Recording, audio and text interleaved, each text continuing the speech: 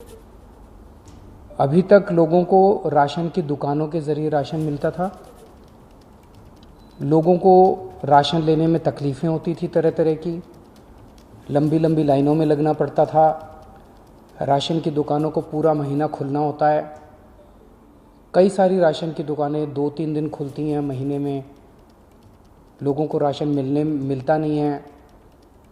कई दुकानें जो राशन देती है वो उसमें मिलावट करती हैं, ज़्यादा पैसे लिए जाते हैं। तरह तरह की परेशानियां लोगों को होती हैं। तो दिल्ली सरकार ने काफ़ी लोगों से चर्चा करने के बाद कुछ वर्ष पहले ये समाधान निकाला कि अगर हम सीधे बोरी में पैक करके जितनी गेहूं बनती है उतना आटा और जितना चावल बनता है वो अगर बोरी में पैक करके उतना हर एक आदमी के घर भिजवा दें जितना उसका बनता है, तो लोगों को लाइनों में नहीं लगना पड़ेगा। वो सारी जो अभी राशन की समस्याएं वो दूर हो जाएंगी। उस मकसद से मुख्यमंत्री घर घर राशन योजना लाई गई थी। 25 तारीख से इसको लागू होना था। कल दोपहर में केंद्र सरकार से हमारे पास एक चिट्ठी आई है कि ये राशन योजना आप लागू नहीं कर सकते। क्यों नहीं लागू कर सकते? थोड़ा सा हमें धक्का लगा वो चिट्ठी, क्योंकि 5 दिन पहले लागू होने के केंद्र सरकार ने इसको बंद किया। क्यों नहीं लागू कर सकते? तो उस चिट्ठी में ये लिखा हुआ है कि इसका नाम मुख्यमंत्री घर घर राशन योजना नहीं रखा जा सकता। उनको शायद मुख्यमंत्री शब्द से आपत्ति है। हम ये कोई अपना नाम करने के लिए नहीं कर रहे। हम ये योजना कोई अपना नाम चमकाने के लिए नहीं कर रहे। हम ये कोई क्रेडिट के लिए नहीं कर रहे। उसमें ये भी लिखा हुआ है कि चिट्ठी में ये लिखा हुआ है कि लोगों को ये लगेगा कि ये राज्य सरकार की योजना है।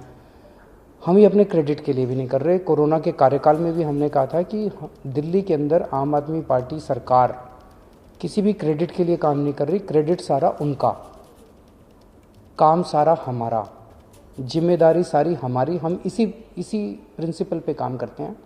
तो आज सुबह मैंने अफसरों के साथ मीटिंग करी और मैंने उनको कहा कि इस योजना का नाम हटा दो। इस योजना का नाम अब इसका कोई नाम नहीं है।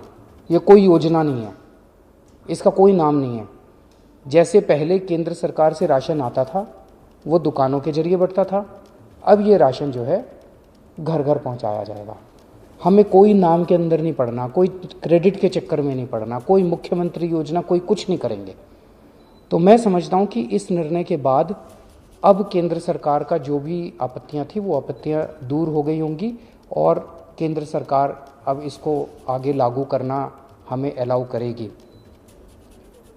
मेरे लिए राशन माफिया को दूर करके गरीबों तक राशन पहुंचाना व्यक्तिगत स्तर के ऊपर मेरे लिए बहुत ज़रूरी है, मेरे लिए बहुत इम्पॉर्टेंट है, अहमियत रखता है। आज से 22 साल पहले राशन माफिया के साथ मेरा संघर्ष शुरू हुआ था। पहले मैं इनकम टैक्स में नौकरी किया करता था। उसके बाद नौकरी से छुट्टी लेके और फिर बाद में मैंने नौकरी भी छोड़ दी। मैंने दिल्ली की गरीब बस्तियों, दिल्ली के गरीबों के साथ मैंने काम करना चालू किया, झुग्गी बस्तियों के अंदर काम करना चालू किया। दिल्ली में नंद नगरी, सुंदर नगरी, सीमापुरी की झुग्गियों के अंदर काम करना चालू किया। वहाँ झुग्गियों के अंदर जब काम करना चालू किया तो पता चला कि लोगों को राशन लेने में काफ़ी तकलीफ़ें होती हैं। उन्हीं दिनों में सूचना का अधिकार कानून आया था। सूचना का अधिकार कानून इस्तेमाल करके जब हमने सरकारी रिकॉर्ड्स निकलवाए तो पता चला कि लोगों के झूठे दस्तखत करके, लोगों के झूठे अंगूठे के निशान लगा के लोगों के नाम पे किस तरह से राशन चोरी किया जा रहा था। बहुत बड़े स्तर के ऊपर लोगों को राशन मिलता नहीं था और लोगों का राशन चोरी हो रहा था। उसके खिलाफ हम लोगों ने आवाज़ उठाई।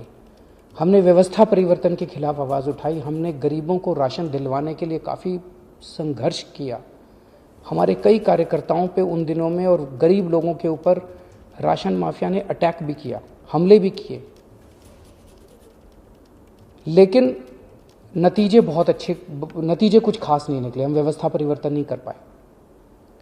किस्मत से, ऊपर वाले की दया से, लोगों के प्यार और मोहब्बत से कभी हमने सोचा नहीं था, लेकिन ऐसा हुआ कि दिल्ली में हमारी सरकार बन गई और अब हमारे पास निर्णय लेने का अधिकार आ गया। तो पिछले 3-4 साल से मैं व्यक्तिगत इस पूरे स्कीम के ऊपर लगा हुआ हूँ कि किस तरह से राशन गरीबों तक, साफ सुथरा राशन, अच्छा राशन ईमानदारी से पहुँचे। और तब हमने इस योजना को, घर घर राशन पहुँचाने की योजना को 3-4 साल पहले शुरू किया था। पिछले 3-4 साल में काफ़ी तकलीफ़ें आई, काफ़ी अड़चनें आई। ये बहुत ही क्रांतिकारी योजना है। जाहिर तौर पे जो माफिया है वो बहुत स्ट्रांग माफिया है, वो बहुत ताकतवर माफिया है, उसके बड़े लिंक्स हैं, चारों तरफ उसके नेटवर्क है, वो इतनी आसानी से करने नहीं देगा।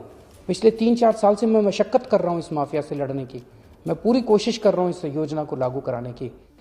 अब जबकि हमारा 20-22 साल पुराना सपना पूरा होने जा रहा था कि हम एक्चुअली लोगों के घर घर तक राशन पहुँचाने में सफल हो रहे थे, तो कल जब ये अड़चन आई तो थोड़ा सा दिल बैठ गया। लेकिन हम किसी भी तरह की अड़चन नहीं आने देंगे। केंद्र सरकार की जितनी शर्तें हैं हम सारी शर्तें मानेंगे। केंद्र सरकार जो कहेगी हम वो करेंगे। हमारा मकसद केवल और केवल जनता तक ईमानदारी से साफ सुथरा सस्ता राशन पहुंचाना है। अगर वो राशन पहुंच गया तो दिल को बड़ा सुकून मिलेगा और गरीबों की दुआएं मिलेंगी। उन गरीबों की दुआएं हैं जिसकी वजह से आज हमारे दिल्ली के अंदर, हम तो छोटे से लोग हैं, हमारी सरकार चल रही है। तो मैं उम्मीद करता हूं कि अब इस निर्णय के बाद कि ये कोई नई योजना नहीं है, कोई इसका नाम नहीं दिया जाएगा। परसों हम कैबिनेट मीटिंग रख रहे हैं, कैबिनेट के अंदर इस पे निर्णय लेके कैबिनेट का प्रस्ताव हम केंद्र सरकार को भेज देंगे। मैं उम्मीद करता हूं अब इसमें हमें केंद्र सरकार का पूरा सहयोग मिलेगा। नमस्कार। एबीपी न्यूज आपको रखे आगे।